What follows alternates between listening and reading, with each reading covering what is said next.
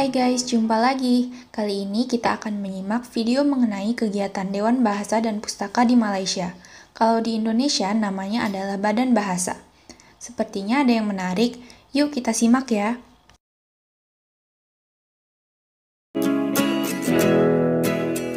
Inilah yang dilakukan oleh pimpinan Dewan Bahasa dan Pustaka Malaysia belum lama ini. Mereka datang ke pedagang Bazar Ramadan, untuk meminta agar pedagang menggunakan bahasa Melayu yang baik untuk nama gerai mereka.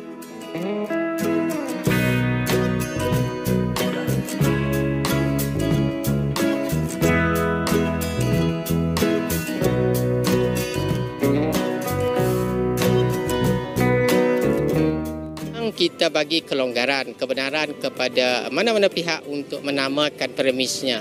Tetapi dalam kita bagi kelonggaran itu sudah menjadi tanggungjawab kepada para peniaga, khususnya pengusaha gerai makanan untuk menghormati Ramadan, bulan yang mulia bagi kalangan kita orang Islam. Maka boleh menamakannya, tetapi nama yang kreatif yang sesuai dengan adat ketimuran kita, dengan kesopanan dan juga menghormati kesucian agama Islam khususnya di bulan Ramadan ini. Dan pada kita di BP boleh membantu sebenarnya peniaga-peniaga ini untuk memberi nama-nama yang baik. Kita ada garis panduan yang mudah bagaimana kita boleh mencipta, memberikan nama yang baik kepada premis perniagaan kita. Saya faham maknanya peniaga nak melariskan jualan, itu suatu yang kita hormati. Tetapi dalam pada kita melariskan jualan pun kita juga ada tanggungjawab kepada agama kita, kepada masyarakat dan kepada bahasa kebangsaan kita. Dan kita sangat galakkan sebenarnya. Kita sangat galakkan penggunaan bahasa kebangsaan yang baik di semua tempat, termasuk di Bazar Ramadan. Alhamdulillah, tinjauan awal kita memperlihatkan bahawa hampir sebahagian besar pengusaha gerai makanan yang menjual juadah tu menamakan dia punya gerai dengan nama yang baiklah. Dan ini kita harap berterusan dan juga berlaku di gerai-gerai ataupun di bazar-bazar Ramadan yang lain. Dan kita juga harap sebenarnya bukan setakat di Bazar Ramadan, di semua tempat, kalangan masyarakat. Kegiatan Dewan Bahasa di Malaysia rupanya amat berbeda dengan Badan Bahasa di Indonesia. Urusan yang kecil-kecil seperti itu bukan urusan Badan Bahasa. Kalau di Indonesia, penetipan papan nama adalah tugas pemerintah daerah dan kementerian yang terkait. Adapun Badan Bahasa lebih banyak mengurusi masalah bahasa dan upaya menjadikan bahasa Indonesia sebagai bahasa dunia. Kita lanjut lagi ya.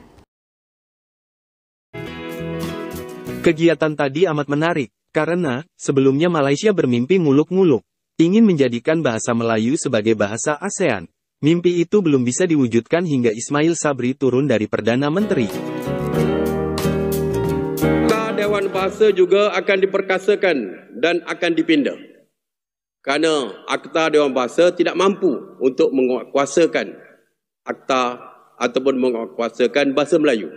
Mereka tidak ada kuasa kalau di bawah majlis daerah menggunakan signboard dalam bahasa lain.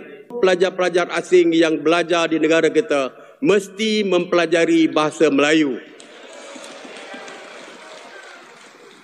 Dan kita mahu menjadikan bahasa Melayu sebagai bahasa ilmu.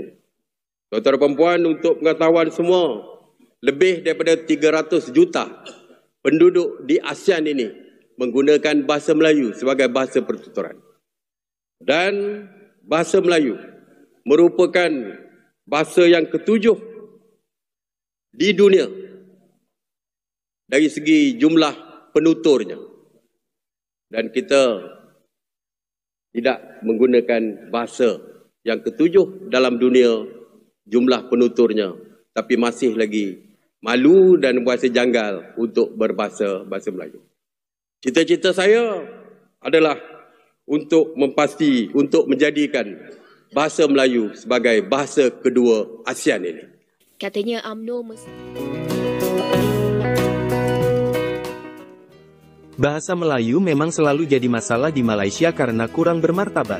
Beberapa tahun lalu, Menteri Keuangan diprotes keras karena menggunakan bahasa Mandarin atau China dalam pernyataan resmi. bahasa jiwa bangsa. Jadi kalau kita nasionalis, inilah kita mesti pegang ini. Inilah yang akan membinakan satu nation state bagi kita.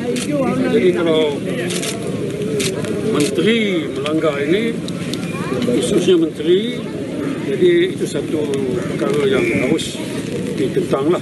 Pasalnya dia sepatutnya mengagungkan perniagaan kita, iaitu dia pun telah mengambil sumpah untuk mempertahankan perniagaan kita dan undang-undang kita Akta Bahasa memang ada.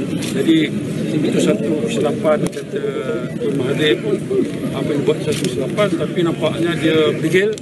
Jadi kita mestilah membantah supaya dia sedar. Kalau kita membantah dia pun tak sedar. Jadi kita mesti bantah supaya dia sedar.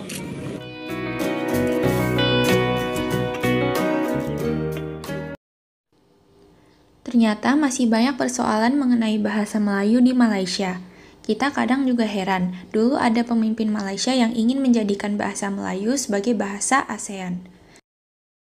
Terima kasih sudah menonton, sampai jumpa lagi guys.